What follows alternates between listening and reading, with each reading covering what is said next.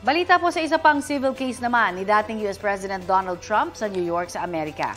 Binanatan niya ang hukom na nagdesisyong may liability o pananagutan siya sa kasong fraud. Sa social media ng dating si US President, iginiit po niya na walang katotohanan ang mga akusasyon sa kanya. Kapwa-akusado ni Trump ang dalawa niyang anak na sina Eric at Donald Jr. at ang Trump Organization. Kumbinsido ang state judge na sinadyang palabasin ng mga Trump na mas malaki ang halaga ng kanilang ari-arian para mapakinabangan sa kanilang mga negosyo.